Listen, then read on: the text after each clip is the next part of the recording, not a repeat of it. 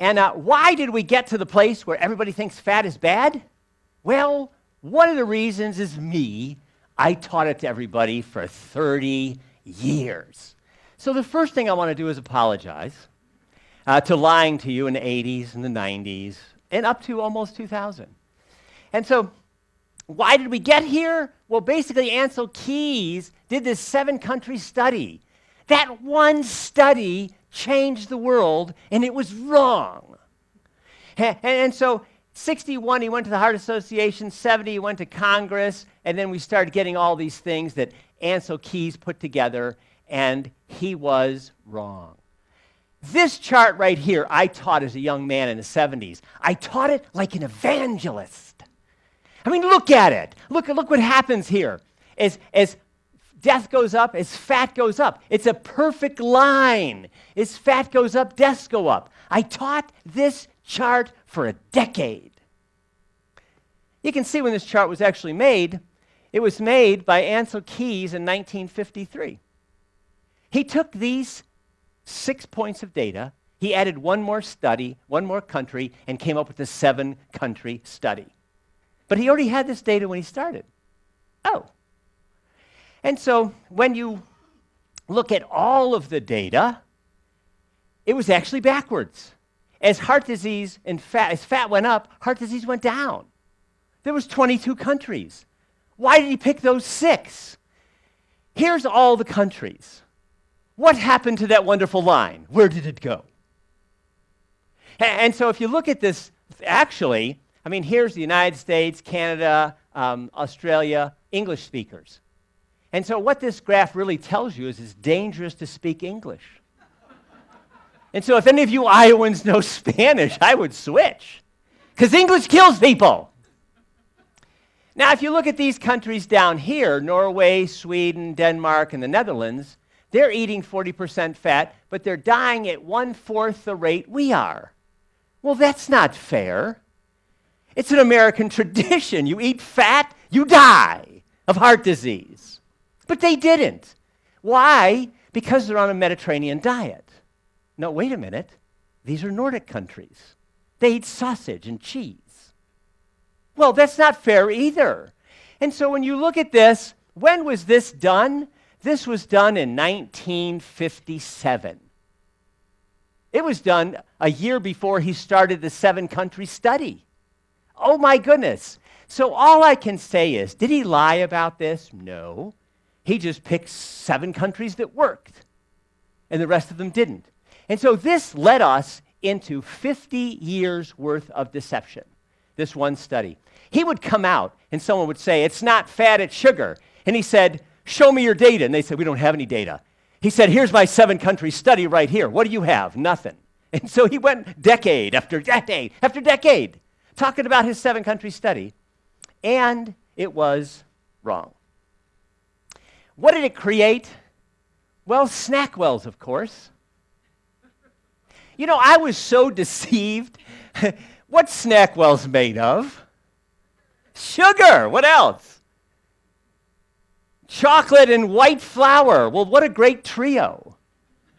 You know, and I fed that to my children. The thing is, I knew sugar was bad. I knew white flour was not very good for me. But I was so convinced that fat was so bad that I fed them this. And they lived. And they procreated. And I have 4 grandchildren. Now, has anybody in this room ever seen that box? Can I see your hand, please? Has anyone in here ever eaten one of those? Can I see your hand, please? Now, as God is your witness, he will fry you in your chair if you lie. How many of you have eaten an entire box in one sitting? Let me see your hand. Now, to our credit, there's only about 6 cookies in the box, because since they had no fat, they crumbled into dust. And so you had to have little seats for each cookie so it would survive. And so we created the snack wells phenomenon because we were so screwed up about fat being bad. Now, there's a lot of studies I can show you. I'm just going to show you one. Hopefully, if you go on a low-fat diet, at least you don't want to die faster, right? Well, yeah, that would be the goal.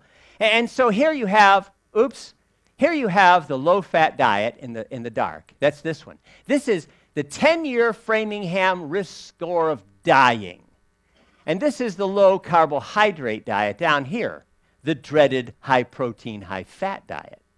Well, look at this. After 1, 3 months, 6 months, 12, after 12 months, the risk of dying was almost double on the low-fat diet.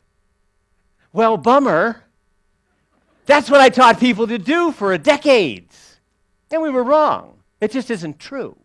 You can eat a low-fat diet and be healthy. They do it in India by the billion. You can do it. It's just the way we did it was killing people. Now, this is the study that I'm going to end up with this one on the first fat section here. And this is the study that convinced me that fat's really not bad. This is called PREDIMED. This study, it was published in 2013. It was in Spain. All these docs are working on this study. And this is what they did. They gave people a Mediterranean diet, pretty high in fat Mediterranean diet, and they gave them a limited fat diet. They were aiming for like 20 to 35, but look what happened. So what happened was they have a Mediterranean diet with extra olive oil, make it a little bit more oily. And so the people started out at 39% fat, about the place that we were when we started this whole thing in 1970. And then they put them on, they went up to 41. They gave them Mediterranean diet plus nuts, and they went up from 39 to 41. Put them on a low-fat diet, they went from 39 to 37. They couldn't get those Spaniards to eat less than 37% fat. And what have we been telling people this whole time? 20 to 35. 20 to 35. We were eating about 39 when this whole goofy thing started. So let's see what happened with this data then, this PREDIMED study. This is the largest clinical trial I have ever seen with food, bar none. There might be some out there, but I've never seen one. This is it, the biggest one, the grand poobah of all. Now here is the control diet right here. And this is cardiovascular endpoints. And then here is years, 1, 2, 3. At 4.5 years, people were dying so much more on the low-fat diet that they had to cancel the study. Now look at this low-fat diet. How low-fat was it? 37%. That's not very low-fat. But they had to cancel the study because both this olive oil and nut diet, people were dying so much less at 4.5 years, they had to cancel the study. Well, crap. That's what I taught people forever. Eat low fat. So whenever you want to know truth, where do you go? Well, Walmart, of course. So I sent my students to Walmart, and I said, ask this question. Is dietary fat a major contributor to heart disease? And here is what we found. Consumers at 80%. I asked my own students. 97%. These are my students in my program in consumer sciences at Eastern Illinois University. And here's the professors that are teaching them. So, do you see we have a problem here? I hope in these few minutes I've convinced you fat is not bad. We have convinced the country that fat is bad. And now if you ask any of your friends, or maybe even you, and you say, I want to be a little healthier, what am I going to do? I'm going to eat less fat. And the thing is, if you're talking about French fries, great, you know? But we've lumped it all in there together. Here's Time Magazine in 1964, Ancel Keys, and then 2014, Eat Butter. Scientists labeled it the enemy. Why we were wrong. Uh-oh, sorry, my thumb fell down one.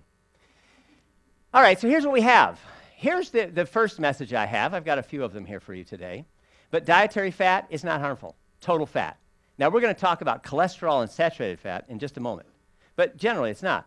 No more fat replacers. What do you think about fat-free cheese? Do you like to melt it and turn it into strings? And then cream sauces are back. Do you know how many dry vegetables I ate? Do you know how many times I had a baked potato? What do you eat on your baked potato? I have Butter Buds and Mrs. Dash. How is that? Oh, it's lovely. You love it? Oh, it's creamy. It's wonderful. But there's no cream there. Oh, yes, I love it. And so I would have grilled vegetables. What are you eating? Grilled vegetables, how are they? Well, I put Mrs. Dash on them, and so they're wonderful. And so I ate grilled vegetables. I really thought this, that cream sauces were of the devil.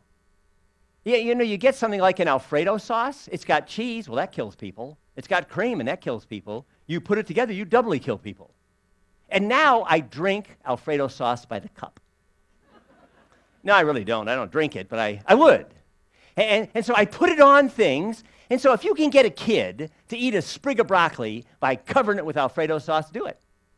If you have a hard time getting your elderly parents, I'm telling you, both my parents, my wife's, they go through the thing, and now I'm getting old myself. People got to feed me.